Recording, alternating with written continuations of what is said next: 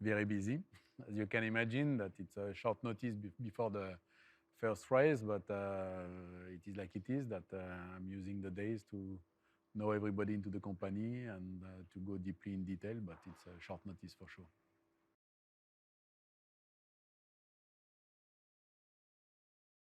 First, it's true that it's always very emotional. It's the baby for one season. That it means that when it's come to the reality, it's always a bit emotional. I love the car. I love the ride. And with the large Ferrari on the rear wing, I'm more than pleased.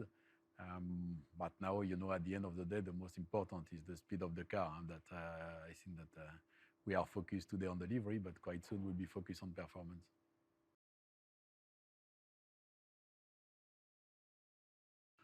I think that when you are at Ferrari, coming after 2022, the team finished P2, that you can't have another objective than to win.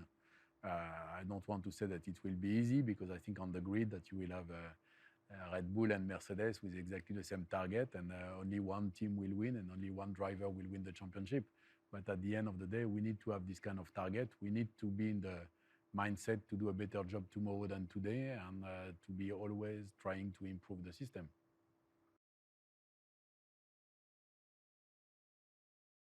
As we said before, it's a very short notice, and it's difficult to have a big change into the organization, that we will do some marginal changes into the organization on the race team operation. And then let's see after Bahrain and the first couple of races what we will do. They all want to win, but the most important is to win with and for Ferrari. That we have to be clear on the objective. I think they both have the talent and the skills to achieve it. We will have the capacity to provide exactly the same cars to the two drivers. But for sure that if at one stage during the season we are competing with another team or with another drivers, that we'll have to make choice. They are perfectly aware of this, but so far we have no number one and number two. In any case, we don't lose or win the championship in Bahrain. It will be a very long one, and we will have to fight and fight and fight all the season.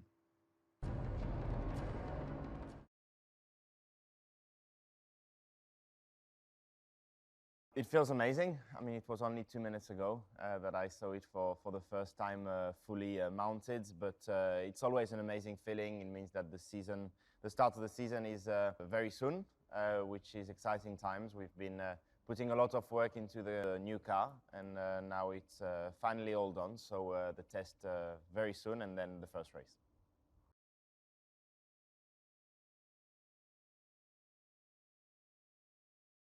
We want to improve that. Last year was a good step forward. We need to do just the same this year, and hopefully get the championship. That is the target for all the team, and it is the target for me too. Get more wins, hopefully be more consistent from the first race to the last race, and hopefully we'll get that title.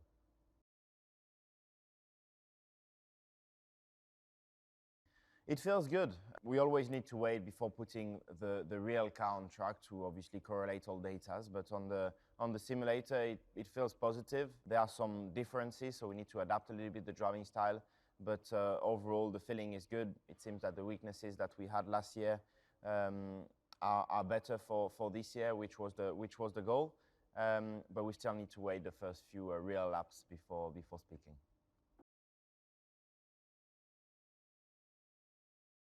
I spent my winter training mostly, relaxing for the first part of it with the family and friends.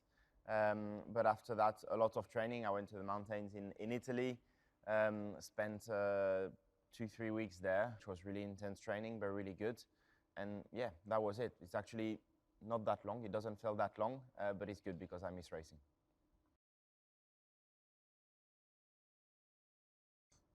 Well, I guess the same as every year. Monaco and Monza are the two most special ones for us and for me. Monaco is my home race. Monza is the home race for the team, and we have a lot of support there, so these two races. And Las Vegas will be a very, very special event too. It's new on this year's calendar. Formula One in the US is getting bigger and bigger, so I'm pretty sure it's going to be very, very special.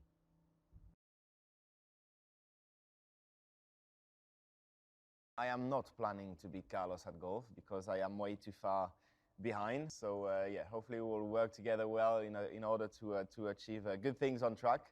But at golf, I've got too much work to do.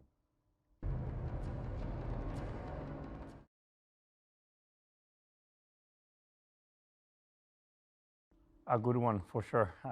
Always makes me happy, to see the car for the first time completed. This was actually 5 minutes ago now, and I'm still digesting it and trying to turn around to have a look because it looks really beautiful. Again, another step more beautiful compared to last year. I think the red is a bit more alive, a bit more bright.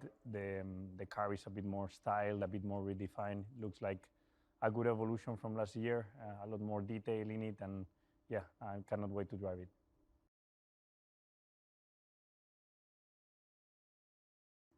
Obviously to try and improve those numbers, but I think the priority this year for the team is to make another step forward, like we did last year. Now we want to do another step and definitely get in that fight for the World Championship, for all the race wins, and yeah, try and be as competitive as we can, but at the same time trying to improve in all the areas that we've set ourselves the goals.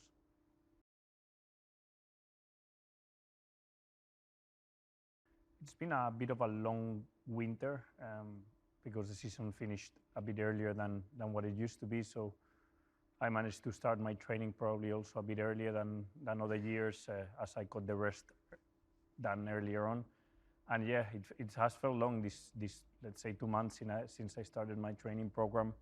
I focused myself maybe a bit more in the cardio side. Normally I've been lifting a lot of weights, trying to gain weight, but now I'm nearly at the limit of the weight limit of what a driver is allowed to weight. I have to focus more on the cardio side. So yeah, I'm working on it as much as possible, and I feel fresh, fit, like always. My most Italian skill or behavior? That's a tricky one.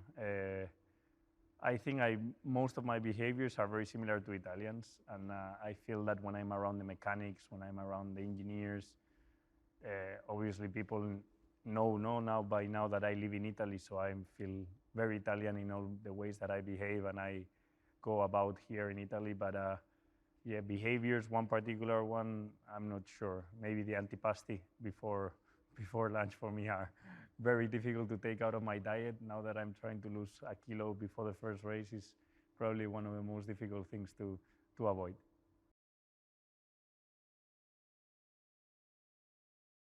Yeah, for sure. I mean, we have to, we have a lot of fun away from the circuits. This year we have 23 races, so there's going to be a lot of free time in between one back-to-back race where we stay in a city or where we have to go somewhere else, and I'm keen to be as competitive as we are on track with him, as we are on paddle or any other sport we play, that I'm sure we're going to have fun and enjoy it.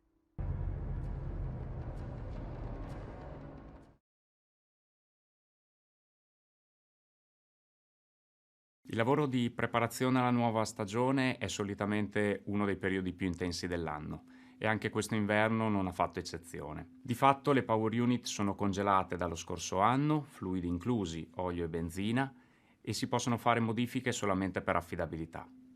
Ma l'affidabilità è stato il nostro tallone d'Achille nel corso della stagione scorsa e di conseguenza abbiamo impiegato l'inverno per cercare di risolvere le nostre principali criticità, per cercare di raggiungere il livello di affidabilità richiesto. Questo è stato il nostro obiettivo per il 2023 e di fatto su questa attività abbiamo improntato il lavoro invernale. Gli interventi hanno riguardato principalmente le aree su cui abbiamo trovato le principali criticità nel corso della scorsa stagione, quindi ci siamo concentrati sul motore a combustione interna e sulle macchine elettriche. Al tempo stesso abbiamo comunque cercato di capitalizzare l'esperienza fatta in pista nel corso dell'ultima stagione e quindi abbiamo comunque lavorato su tutti i riscontri e i segnali deboli provenienti dai componenti della power unit utilizzati. Questo ha riguardato chiaramente varie aree di progettazione di alcuni dei componenti, ma al tempo stesso abbiamo rivisto, dove necessario, anche alcune procedure di assemblaggio. È stato un lavoro che ha coinvolto tutte le persone della Power Unit e insieme a noi i colleghi della supply chain e i nostri fornitori.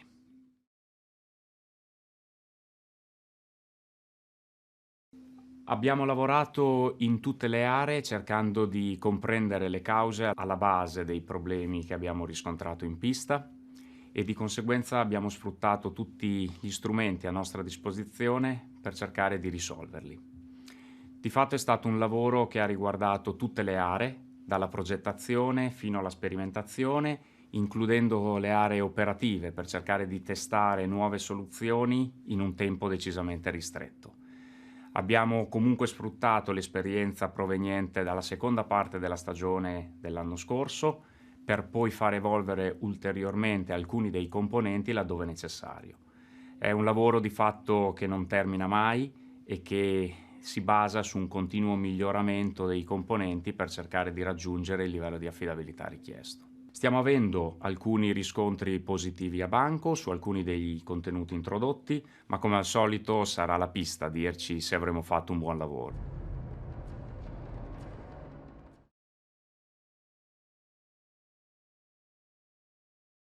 La monoposto del 2023 è un'evoluzione della macchina con cui abbiamo corso l'anno scorso, ma in realtà è stata tutta integralmente riprogettata. In aerodinamica l'obiettivo era duplice: migliorare il carico verticale guadagnando quello che è stato perso per i nuovi regolamenti aerodinamici e ottenere le caratteristiche di bilancio che ci eravamo prefissati. Anche il comparto sospensione è stato completamente ridisegnato, da una parte per assecondare gli aerodinamici e ottenere i risultati che ci eravamo fissati e dall'altra parte per aumentare le capacità di regolazione in pista della vettura. Le modifiche più evidenti della nuova monoposto sono sicuramente la sospensione anteriore, dove siamo passati da una configurazione con track rod alto a una configurazione con track rod basso, guidato dalle esigenze dell'aerodinamica. Anche l'ala anteriore è diversa, così come la struttura del naso, avendo il primo elemento non più connesso con il naso ma floating. La parte del bodywork è più in continuità con quello che è stato fatto l'anno scorso, ma reso più estremo. Il budget cap è diventato un asse di prestazione irrinunciabile, quindi nell'affrontare la progettazione della macchina di quest'anno non abbiamo potuto prescindere da prenderlo in considerazione. Il modo in cui l'abbiamo preso in considerazione è stato quello di andare a determinare, cercare quelle aree con poco o nullo valore aggiunto sulla prestazione della vettura e cercare di tenere quelle zone della vettura uguali a quelli della macchina precedenti. In termini numerici il risultato ottenuto è stato che il numero di carryover nella macchina di quest'anno è doppio rispetto a quelli di una macchina con un regolamento precedente senza la presenza del budget cap. I nuovi regolamenti aero, pensati dalla federazione per ridurre il rischio di sviluppare porpoising in pista, hanno portato a una perdita secca di prestazione aerodinamica, una perdita anche consistente.